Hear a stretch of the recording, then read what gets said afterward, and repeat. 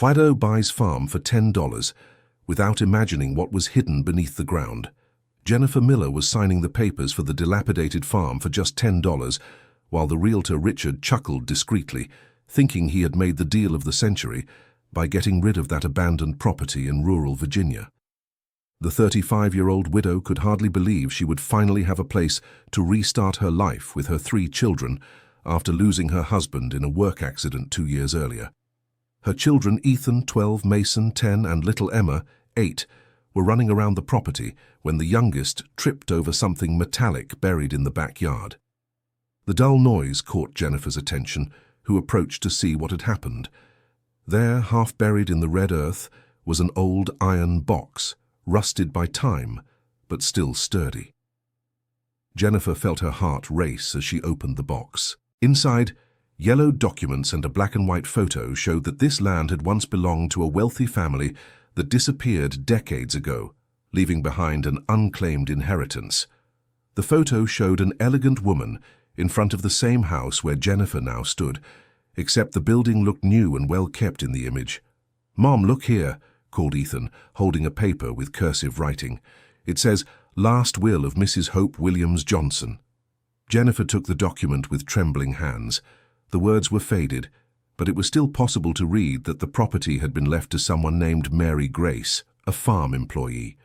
The strange thing was that the last name on the document was Miller, the same as hers. Richard, the realtor, who was still putting away copies of the sale papers, seemed to turn pale when he saw the documents. "Mrs. Miller, these old papers don't mean anything. The property has changed hands several times over the years," he said nervously, quickly putting away his documents. "You'd better forget about these things from the past." But Jennifer couldn't take her eyes off the photo. There was something familiar about that face, a resemblance she couldn't explain. She decided to store everything in a kitchen drawer and not say anything more to the children until she understood the situation better. In the following days, while tidying up the house and trying to make it livable, Jennifer noticed that several neighbors started showing up with various excuses.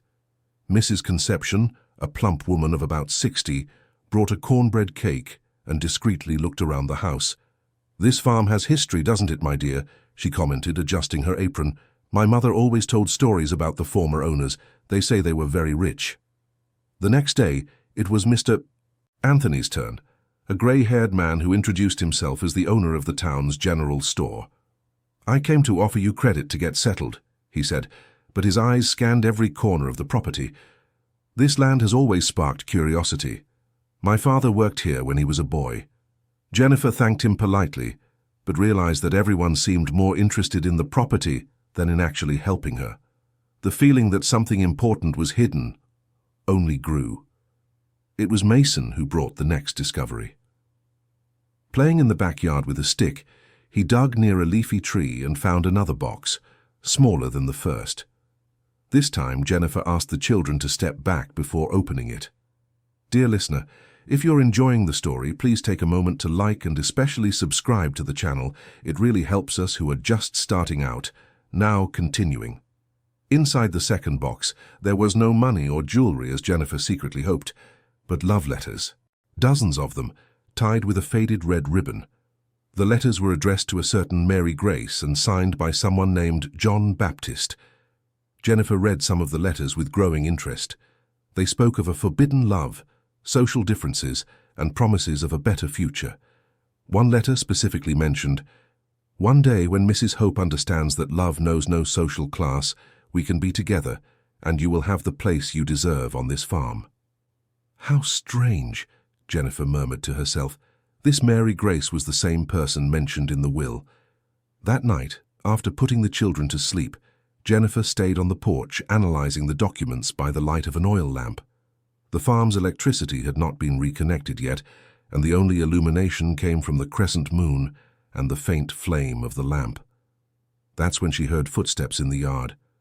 Her heart raced, but she forced herself to stay calm. Through the window, she saw a male figure walking slowly near the spot where Mason had found the second box. "Who's there?" she shouted, trying to sound braver than she felt. The man stopped and raised his hands. "Sorry to scare you, Mrs. Miller. I'm Joaquin Summers. I live on the neighboring farm. said a deep but gentle voice. "I saw the light and came to check if everything was all right. It's not common to have activity here after so long." Jennifer carefully went down, carrying the oil lamp. Joaquin looked to be about 40, with dark hair showing some grey strands and simple farm worker clothes. "Sorry for the hour, but I was genuinely worried," he continued. "This property has been empty for a long time. It's good that someone finally came to live here." Something in his voice inspired trust, and Jennifer decided to risk a question. "Do you know anything about the former owners of this farm?" Joaquin scratched his beard, thoughtful. "I know some stories my grandfather used to tell. He worked here when he was young, in the 40s. He always said there were unresolved injustices on this land." "What kind of injustices?" "Well, according to him, the farm's owner, Mrs. Hope, fell in love with the foreman, a simple but hard-working man. Her family didn't accept it and expelled both him and a worker who defended them," explained Joaquin, looking at the old house. "My grandfather always believed the woman was falsely accused of theft, just to have an excuse to send her away." Jennifer's heart raced. The story matched the letters she had found. "What was that worker's name?" "Mary Grace, if I'm not mistaken. My grandfather said she was an honest, hard-working woman. She had just gotten married and was expecting a child when she was expelled from here." Jennifer felt her legs go weak. Mary Grace Miller. Could it be that... "Joaquin, is your grandfather still alive by any chance?" "Unfortunately, no. He passed away 5 years ago. But he left some papers and old photos. If you'd like, I can bring them tomorrow. They might have useful information." That night, Jennifer could barely sleep. Her mind was buzzing with possibilities. If Mary Grace Miller was really her great-grandmother, that would mean her family had a legitimate connection to that land. The next morning, Joaquin arrived early, carrying a worn leather folder. "My grandfather kept everything," he said, handing the folder to Jennifer. "He always said that one day someone from the Wright family would appear." Among the old photos, Jennifer found several of the farm in its heyday. There was one specifically that made her gasp. A young pregnant woman standing next to a wagon with a sad expression on her face. On the back was written, "Mary Grace, last day at the farm, 1943. "Joaquin," Jennifer called with a trembling voice. "Do you think this woman in the photo looks like me?" He examined the photo carefully and his eyes widened. "It's not just similar, it's almost identical. Are you sure you never heard this story in your family?" Jennifer shook her head, but suddenly a memory came to mind. Her maternal grandmother, who had raised her father, always said they descended from a woman who suffered greatly and lost everything because of a slander. She never gave many details, only saying that one day the truth would come out. "My grandmother was named Grace," murmured Jennifer. "I always thought it was strange because her name on the documents was different, but now, if her mother was Mary Grace and she was sent away pregnant..." "It all fits," agreed Joaquin. "Your grandmother must have been born after Mary Grace left here." The two were interrupted by the arrival of Richard, the real estate agent, who seemed agitated. "Mrs. Miller, I need to speak with you," he said, without even greeting Joaquin. "A problem has come up with the sale documentation. We have to undo the deal." "What do you mean?" asked Jennifer, instinctively clutching the photo folder. "It's complicated. Irregularities have appeared. I can return the $10 and even pay an extra $100 for the inconvenience," offered Richard, clearly nervous. Jennifer looked at Joaquin, who was observing the situation with interest. "Richard, I've already moved here with my children. I'm not leaving." "Mrs. Miller, you don't understand. There could be legal problems. It's better to accept the offer." "What kind of problems? The documentation was in order when we signed yesterday." Richard began to sweat, despite the cool morning weather. "Interested parties have appeared for the property, people with a lot of money. They're offering much more than the $10. It was then that Jennifer understood. Someone had discovered she found something valuable on the property and now wanted to get her out of there. "Who are these people?" asked Joaquin, stepping closer to Richard. "That doesn't matter. What matters is that Mrs. Miller can make a lot of money if she agrees to sell now." "I won't sell," said Jennifer firmly. "This land is mine now." Richard left, muttering something about lawyers and problems, leaving Jennifer even more determined to uncover the truth. For the rest of the morning, she and Joaquin examined all the documents. In one of the oldest letters, John Baptist wrote, "Maria, when all this passes, I want you to know that Mrs. Hope left very clear instructions in the real will. She acknowledged the injustice done to you." Joaquin, do you think there's a will more recent than the one I found? It's possible. My grandfather always said that Mrs. Hope was a fair woman deep down, just influenced by her family. Perhaps she tried to correct the injustice before she passed away. They decided to search for more clues around the property. Following some references in the letters, they found a third spot that seemed to have been disturbed recently. Digging carefully, they discovered a larger box, this time sealed with wax. Inside, they found deeds to other properties in the region, all in the name of the Williams-Johnson family, and a document that made Jennifer tremble. A second will, dated 1945, 2 years after Mary Grace's expulsion. The document stated clearly, "Acknowledging the injustice committed against Mary Grace Miller, and knowing that she was slandered by my own family, I leave to her and her legitimate descendants full possession of St. Clair Farm and its adjacent lands, as reparation for the dishonor suffered." Joaquin, this means that you are the legitimate heir of this farm, Jennifer, and probably much more than just this property.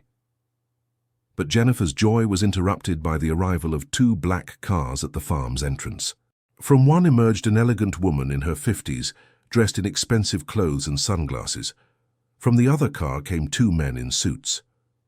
"You must be Jennifer Miller," said the woman, removing her glasses. "I am Beatrice Williams Johnson Rock, great-granddaughter of Hope Williams Johnson. I came to claim what is rightfully mine." Jennifer felt her stomach tighten, but Joaquin stepped to her side. "This property was sold legally," he said. "By someone who had no right to sell it," Beatrice retorted. "My family is the only legitimate heir to the Williams-Johnson lands." "And can you prove that?" asked Jennifer, trying to keep her voice steady. "I have all the necessary documentation. Richard was very irresponsible selling for $10 a property, worth at least $500,000, said Beatrice, looking around with disdain. "But I'm willing to be generous. I'll pay $100,000 for the inconvenience, and you can leave today." Jennifer looked at Joaquin, who nodded discreetly, as if encouraging her not to accept. "I want to see those documents," said Jennifer. Beatrice signaled to one of the men, who brought over an expensive leather briefcase. Jennifer examined the papers, but something didn't add up. "Joaquin, look at this," she said, discreetly showing a birth certificate. "This certificate says Beatrice's father was named Charles Williams Johnson, born in 1920. And what's the problem? Look at the date of the family photo you brought.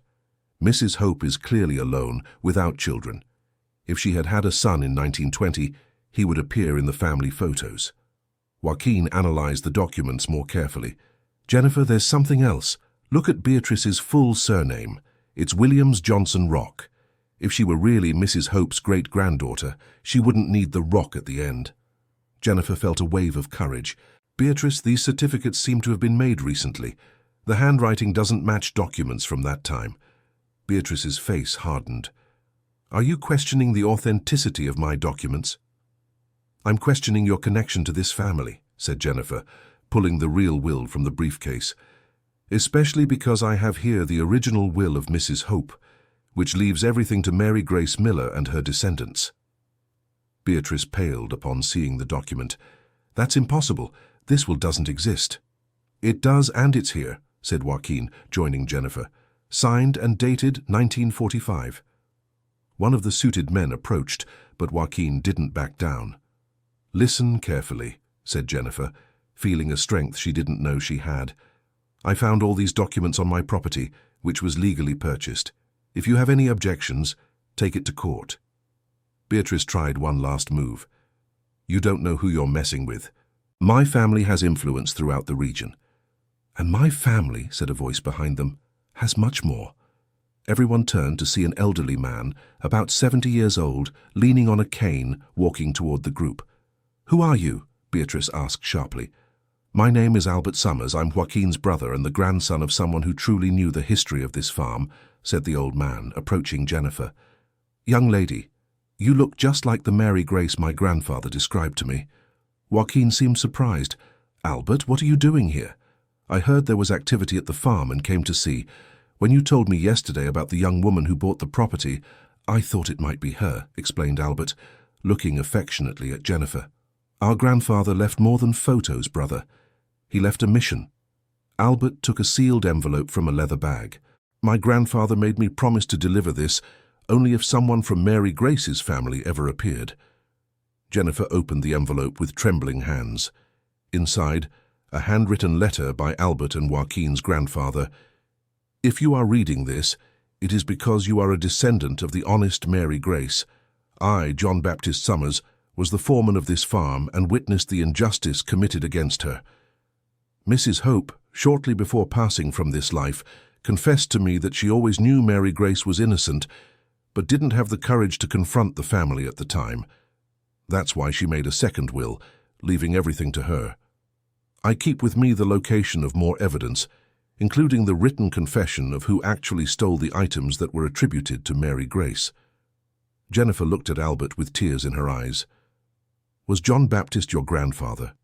He was, and he taught me that an injustice only becomes eternal if we allow it. The time has come to make things right. Beatrice, realizing the situation was slipping out of control, attempted one last intimidation. You'll regret messing with me. I have contacts throughout the region. And I, said a new female voice, have much better contacts. An elegant lady with white hair and aristocratic bearing stepped out of a simple car. She wore fine but discreet clothing, and there was something majestic about her presence. Who are you, ma'am? Jennifer asked respectfully. I am Hope Williams Johnson, granddaughter, she said with a smile. Yes, I am Mrs. Hope's true great-granddaughter, and I came here to correct an injustice my family committed nearly 80 years ago. Beatrice tried to protest, but the true Hope continued.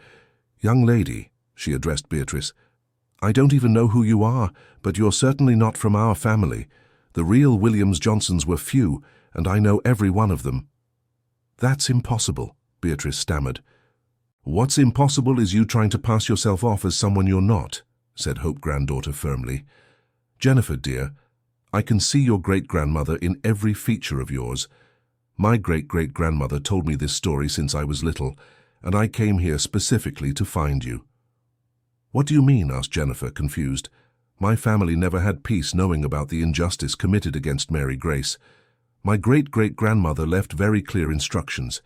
If we ever found her descendants, we should return not just this farm, but all the properties that should have been hers.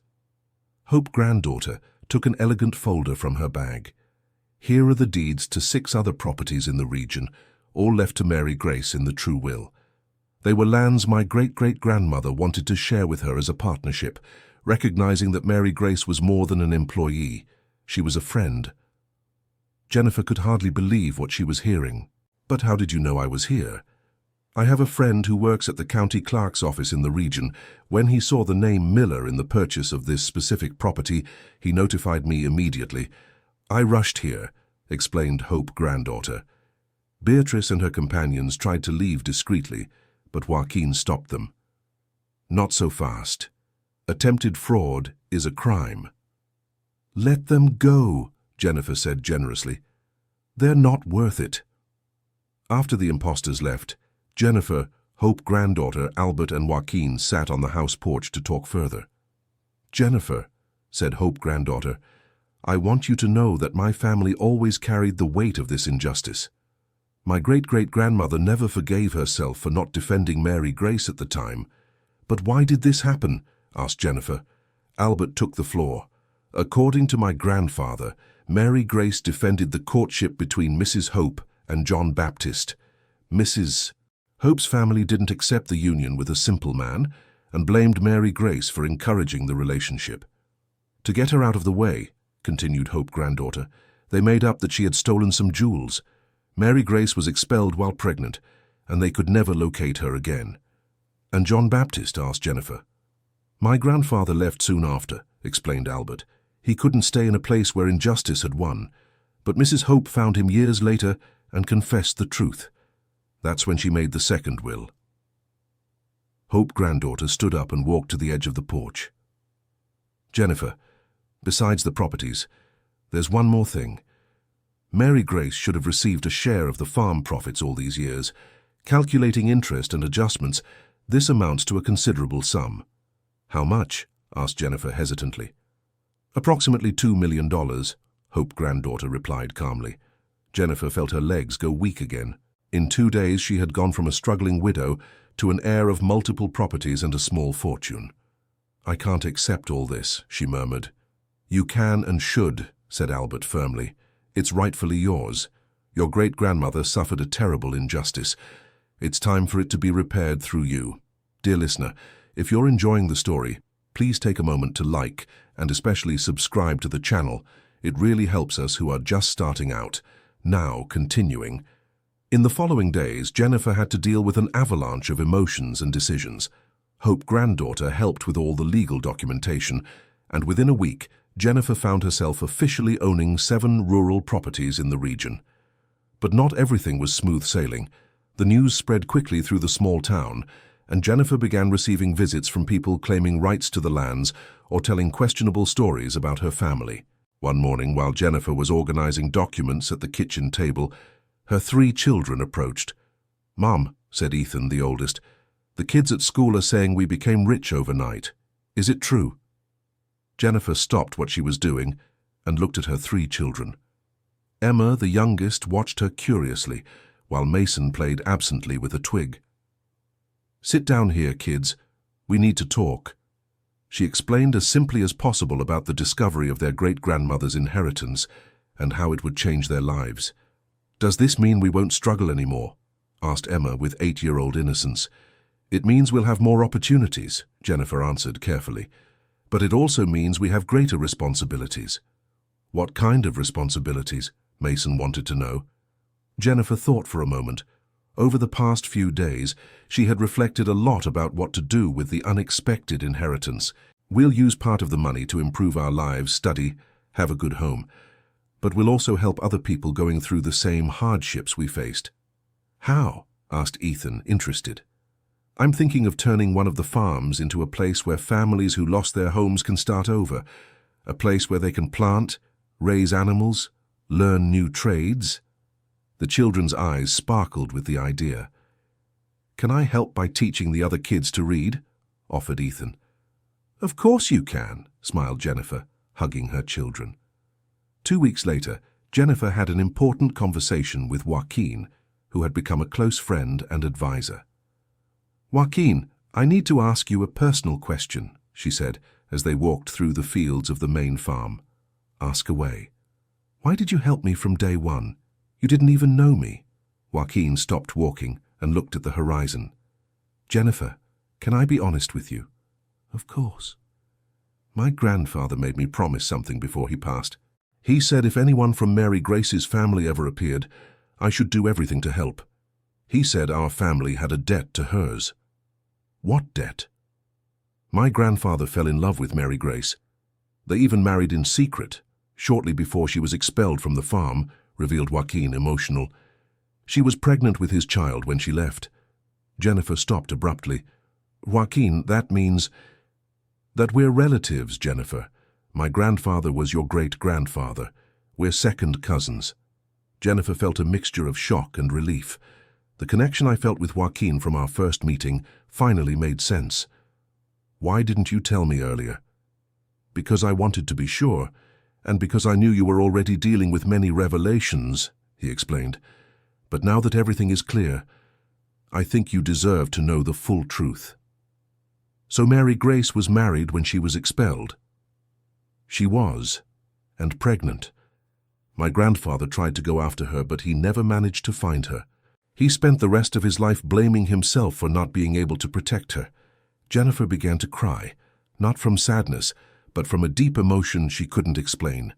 "That means she wasn't alone when she left. At least she knew she was loved." "Exactly," confirmed Joaquin, also emotional, "and it means you have more family than you imagined." That night, Jennifer called Hope granddaughter to share the discovery. darling, what wonderful news!" exclaimed the lady. "This makes everything make even more sense. Your great-grandmother found true love even amidst injustice." "Hope, can I ask you something? How did your great-great-grandmother react when she learned the truth about Mary Grace?"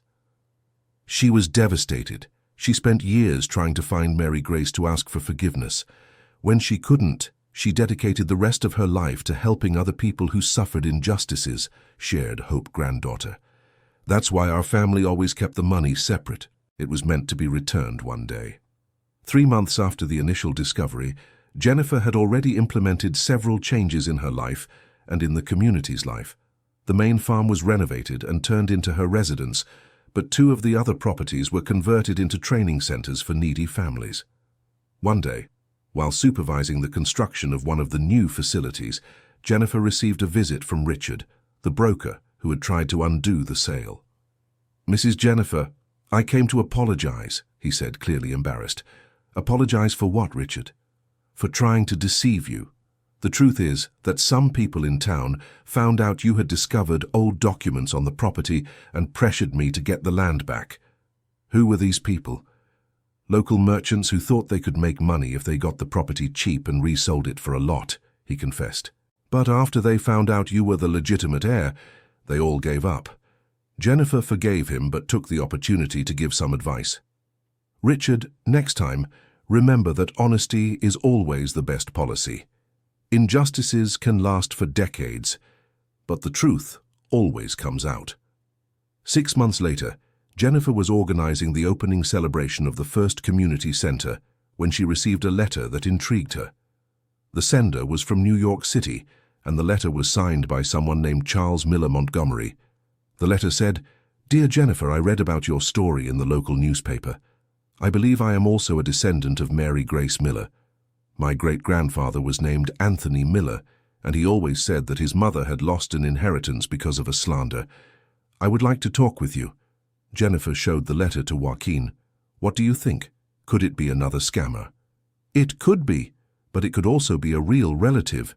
Your great-grandmother might have had other children after leaving the farm," Joaquin reflected. They decided to investigate. Hope granddaughter knew competent genealogists who could verify the truth of Charles's story. 2 weeks later, the result came. Charles was indeed a descendant of Mary Grace. She had married again a few years after leaving the farm and had 2 more children. "Jennifer," Hope granddaughter said over the phone, "it seems you have more family than we imagined."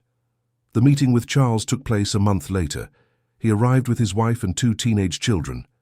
He was a man around 40 years old, a history teacher in New York City. "Jennifer, I can't express what it means to finally meet someone from the family," he said, visibly moved. "My great-grandfather never got over the fact that his mother was wronged. How did he find out about the injustice? Mary Grace told the story to her children. She never wanted them to forget that sometimes good people suffer, but that shouldn't make us bitter," explained Charles. Jennifer was touched by his words. "Charles, now that we know we're family, I want to share the inheritance with you." "Jennifer, no way. You were the one who had the courage to buy that farm. You were the one who uncovered the truth. The inheritance is yours," he said firmly. "But we can be partners in the community projects," suggested Jennifer. "You're a teacher. You can help us create better schools for the children in the region." Charles enthusiastically accepted the proposal. 1 year after buying the farm for $10, Jennifer organized a big party to celebrate not just the achievements, but mainly the justice finally served. The party took place at the main farm, which was now completely renovated. Hope granddaughter Albert, Joaquin, Charles and his family attended, along with dozens of people from the community who had benefited from Jennifer's projects. During her speech, Jennifer talked about her great-grandmother. Mary Grace Miller was a woman who suffered a terrible injustice, but didn't let it destroy her ability to love and have hope. Today, almost 80 years later, that injustice has been repaired. But more important than that, her story teaches us that we should always fight for truth and justice. Hope granddaughter was moved during the speech. "My great-great-grandmother would be happy knowing her story had such a beautiful ending. That love overcame prejudice, that truth overcame lies, and that justice, even if delayed, finally arrived. Dear listener, if you're enjoying the story, please take a moment to like and especially subscribe to the channel. It really helps us who are just starting out. Now continuing. 2 years later, Jennifer's life had completely stabilized. Her 3 children were studying in good schools. Ethan was preparing for college entrance exams, dreaming of becoming a doctor. Mason showed talent for engineering, and Emma excelled in the arts. Jennifer had married Joaquin in a simple but moving ceremony, held in the same chapel where Mary Grace and John Baptist had married decades before. Hope, granddaughter, was the maid of honor, and Charles was the best man. The community projects were thriving. The first center had already trained more than 200 families in sustainable rural activities, and 2 other centers were under construction. Jennifer had also created a foundation in Mary Grace Miller's name to perpetuate the social work. One day, while organizing the family's historical documents for a permanent exhibition that would be set up at the community center, Jennifer found one last letter from Mary Grace that had gone unnoticed. The letter was addressed to the children and grandchildren she would still have, and it said, "My dear descendants, if you're reading this, it means the truth has finally come to light. I want you to know that I never held a grudge against anyone. The injustice I suffered taught me that life is too precious to be wasted on bitterness. I hope you use any inheritance you find, not just for your own lives, but to help others who are going through hardships. The love I received from John Baptist sustained me during the most difficult times, and I hope you too find people who truly love you. Always be fair, always be generous, and remember that our true inheritance isn't money, but the character we build." Jennifer cried while reading the letter, but they were tears of gratitude and pride. That evening, during dinner with the family gathered, the 3 children, Joaquin, Charles, and his visiting family, Jennifer shared the letter. "Do you know what impresses me most about our great-grandmother Mary Grace's story?" she said. "What?" asked Emma. "That she went through a terrible injustice, lost everything, was humiliated and expelled, but still didn't become a bitter person. She kept believing in love, justice, and people's goodness. That's why we were able to recover the inheritance," observed Ethan, now 17 and very mature, "because she planted seeds of kindness that bore fruit decades later." "Exactly," agreed Joaquin. "If she had sought revenge or held grudges, maybe the truth would never have come out." Charles, who had become very close to the family, added, "I think that's the real lesson of our story. That injustice may last for years, but kindness lasts forever." On the 3rd anniversary of the farm purchase, Jennifer was approached by a journalist from a national magazine who wanted to write about her story. "Mrs. Miller, what was the most important moment in this entire journey?" asked the journalist. Jennifer thought for a moment. "I think it was when I understood that the most important inheritance I received wasn't the money or the properties. It was the discovery that I come from a lineage of courageous and honest people that gave me strength to be better." "And what advice would you give to people experiencing injustices?" "To never give up on the truth. It may take decades. It may seem impossible, but the truth always finds a way. And not to let injustice destroy their ability to love and do good." "Do you think your great-grandmother imagined that one day justice would be served?" "I think she hoped so. That's why she kept all those letters and documents. That's why she left clues. She knew that one day someone in the family would find everything and discover the truth." The interview was published and generated unexpected repercussions. Jennifer began receiving letters from people across the United States, sharing their own stories of family injustices and asking for advice. One letter that touched her deeply was from an 80-year-old lady from Boston. "Dear Jennifer, I read your story and cried. My grandmother also suffered a similar injustice many years ago. Our family always knew she was innocent of something she was accused of, but we never managed to prove it. Your story gave me hope that maybe it's not too late to discover the truth." Jennifer decided to create an assistance program for families seeking to repair historical injustices. With Charles's help, who knew many historians and genealogists, they managed to help dozens of families recover lost inheritances or prove the innocence of wronged ancestors. "Jennifer," said Hope granddaughter during one of her visits, Your great-grandmother would be proud seeing how you turned a personal injustice into a justice movement for so many people." "I think that's what she wanted," replied Jennifer. "For her story, not to be just about her, but about all people suffering injustices who need help discovering the truth." On the 5th anniversary of the discovery, Jennifer organized a special event. She invited all families who had been helped by the Historical Reparation Program for a big celebration at the farm. Over 300 people attended. There were families who had recovered lands lost for generations, others who had proven the innocence of slandered ancestors, and some who had simply discovered their origins after decades of uncertainty. During the event, Jennifer gave an emotional speech. "When I bought this farm for $10, I thought I was just buying a roof for my children. I never imagined I was buying back my great-grandmother's dignity and, through her, the opportunity to help hundreds of other families regain their own dignity. I learned that injustices don't die alone. They perpetuate through generations, causing pain and bitterness. But I also learned that truth is stronger than lies, that love is stronger than hate, and that justice, even if delayed, is still justice." Mary Grace Miller planted seeds of truth and hope that bore fruit 80 years later. Today, each of you is planting your own seeds.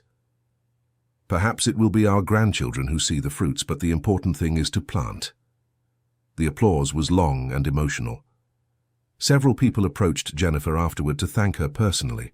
An elderly lady, about 90 years old, held Jennifer's hands and said, "My dear, you gave me back my family. I was 90 years old and thought I would die without knowing the truth about my father. Thanks to your program, I discovered he was innocent and found relatives I didn't even know existed." Cases like this multiplied, and Jennifer realized she had found her true calling in life. Joaquin, watching his wife interact with people, commented to Charles, "Look how she shines when she's helping someone. It's as if she was born for this." "It's hereditary," replied Charles.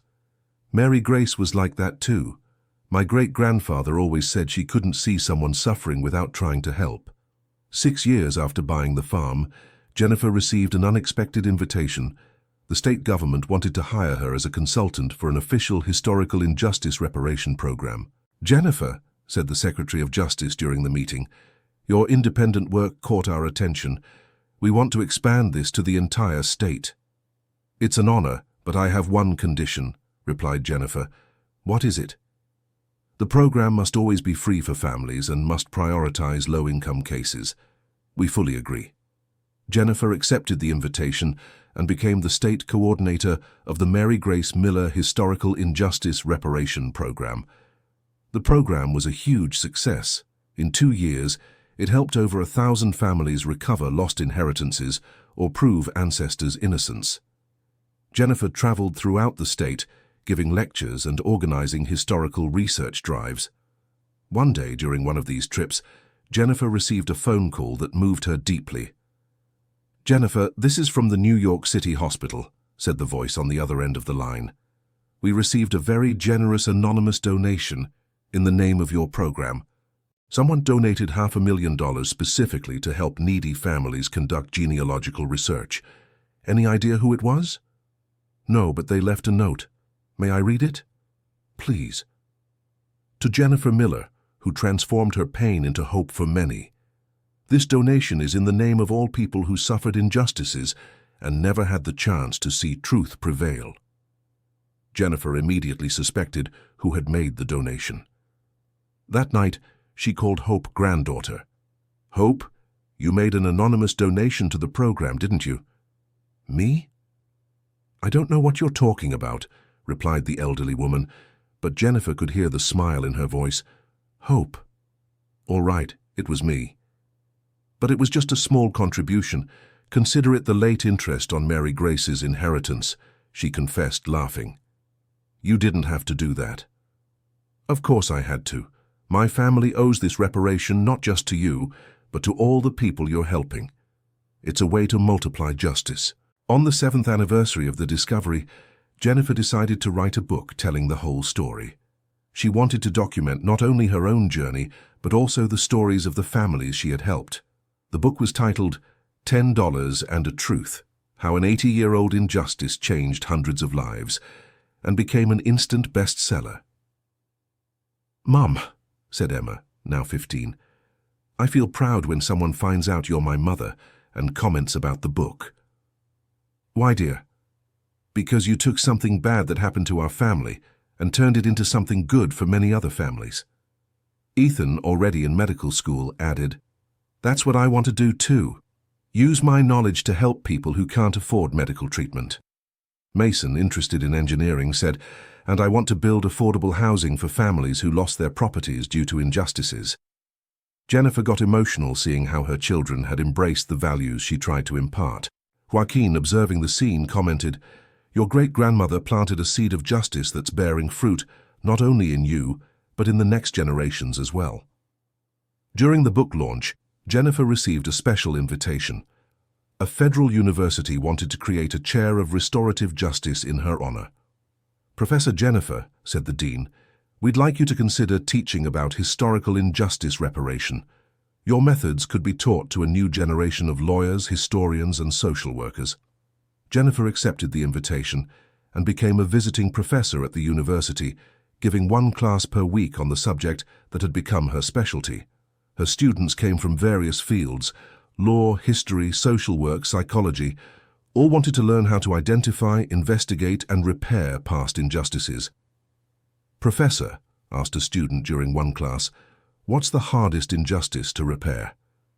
"The one where the people involved have already lost hope," Jennifer answered, "because before repairing the injustice itself, you need to restore people's faith in the possibility of justice." "And how do you do that?" "With small gestures of truth, a discovery, a document found, a witness who comes forward. Hope rebuilds gradually, as my great-grandmother taught." 8 years after buying the farm for $10, Jennifer was in her university office when she received a visit from a young student. "Professor Jennifer, I read your book and wanted to share something with you," said the girl nervously. "You can speak, dear." "My family also suffered an injustice many years ago. My great-great-grandfather was accused of a crime he didn't commit, and our family lost everything. We never managed to prove his innocence." "What kind of crime?" "They said he stole cattle from a neighboring farm. He was arrested, and our family had to sell all our land to pay lawyers, but even so he was convicted." Jennifer became interested in the story. "Do you have any documents from that time?" "I have some letters he wrote from prison, always proclaiming his innocence. And I have the trial records, which my grandmother kept her whole life." "May I take a look?" The young woman brought the documents the following week. Jennifer analyzed everything carefully and found several inconsistencies in the trial. "Dear, there are several irregularities here. The testimony of the main witness contradicts other statements, and there's no convincing physical evidence. Do you think we can prove his innocence?" "I think it's worth trying. I'll present your case to my team." 3 months later, through historical research and document analysis, Jennifer's team managed to prove that the student's great-great-grandfather had been the victim of a setup by a rival who wanted his land. "We can't bring him back," Jennifer told the young woman, "but we can officially clear his name and perhaps recover part of the lost inheritance." The student cried with emotion. "Professor, you have no idea what this means to my family. My grandmother died believing her father was guilty. Now I can honor her memory by proving she was right to defend him." Cases like this multiplied. The university's restorative justice chair became a national reference, and students from across the country came to study with Jennifer. On the 9th anniversary of the discovery, Jennifer organized the largest event ever held, a national conference on repairing historical injustices. Researchers, lawyers, historians, and families came from all over the country. For 3 days, hundreds of cases of remedied injustices and methods developed to help other families were presented. Jennifer's opening speech was moving. 9 years ago, I was a desperate widow who bought an abandoned farm for $10 just to have a roof over my children's heads. Today, we are gathered here because we discovered that no injustice needs to be eternal.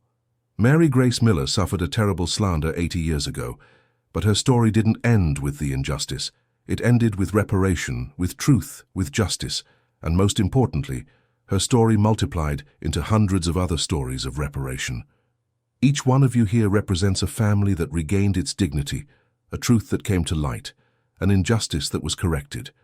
You are proof that it's worth fighting for the truth, even when it seems impossible. I want to end by reading my great-grandmother's words once more. Always be just, always be generous, and remember that our true inheritance isn't money, but the character we build. The conference was an absolute success and resulted in the creation of a national network of researchers dedicated to repairing historical injustices. 10 years after buying the farm, Jennifer was preparing a special exhibition at the community center when she found a box that had been forgotten in the main house's attic. Inside the box were more letters from Mary Grace, including some specifically addressed to the great-grandchildren she hadn't met yet, but hoped would one day exist. One of the letters said, "My dear future great-grandchildren, if you're reading this, it's because my story found you. I want you to know that every difficulty I went through made me stronger, more compassionate, more determined to do good. I hope you use my story not as a reason for sadness over what I suffered, but as inspiration to help others who suffer. The world needs people who believe in justice, even when it takes time to arrive. Be those people." Jennifer decided it was time to pay one final tribute to her great-grandmother. With the help of the entire family and community, she organized the construction of a memorial at the exact spot where the first box had been found. The memorial was simple but moving, a bronze statue of a woman holding a child, with a plaque that read, "Mary Grace Miller, 1920–1995, a woman who turned injustice into hope and planted seeds of truth that bore fruit for generations. Our true inheritance isn't money, but the character we build." The memorial's inauguration took place at an emotional ceremony, attended by hundreds of people whose lives had been touched by Mary Grace's story. Hope, granddaughter, now over 80 years old but still lucid and active, gave the inauguration speech. "Mary Grace Miller taught me through Jennifer's story that time doesn't erase injustices, but it also doesn't erase the possibility of reparation, that each generation has the responsibility to correct the mistakes of the previous one and to plant seeds of justice for the next." During the ceremony, Jennifer noticed her 3 children were beside her, already adults following paths they'd chosen inspired by the family's history. Ethan was in his final year of medical school and already working at a community clinic. Mason was studying engineering and developing affordable housing projects. Emma, at 18, had chosen law and dreamed of specializing in restorative justice. "Mom," said Emma during the ceremony, "I want to continue your work when I graduate. And I want to build houses for the families you help reclaim their inheritances," added Mason. "And I'll take care of everyone's health," concluded Ethan. Jennifer was moved, realizing that Mary Grace's mission had perpetuated through generations and would continue through her children. Joaquin, beside her, commented, "Your great-grandmother achieved what she wanted. She planted a family of fair and generous people. And that is more valuable than any monetary inheritance," replied Jennifer. After the ceremony, Jennifer walked alone to the memorial. She touched the bronze statue and whispered, "Thank you, great-grandmother. Thank you for never giving up on hope. Thank you for keeping the truth for us. And thank you for teaching me that the best way to heal a wound is by helping others heal theirs." At that moment, Jennifer felt a profound peace. The injustice had been repaired, the truth had prevailed, and a new generation was ready to continue planting seeds of justice. 10 years, 7 properties, a recovered fortune, hundreds of families helped, a national historical reparation program, a university chair, and a memorial. It all started with $10 and the courage of a widow who didn't know she was buying back her family's dignity. End of story. Now tell me what you thought of this moving story. Do you believe Jennifer made the right decisions by using the inheritance to help other families? Leave your honest opinion in the comments. If you have a similar story in your family or know someone who went through an injustice that was never repaired, share it with us. Thank you so much for following along until the end. Don't forget to leave your like and, most importantly, subscribe to the channel so you don't miss other touching stories like this one.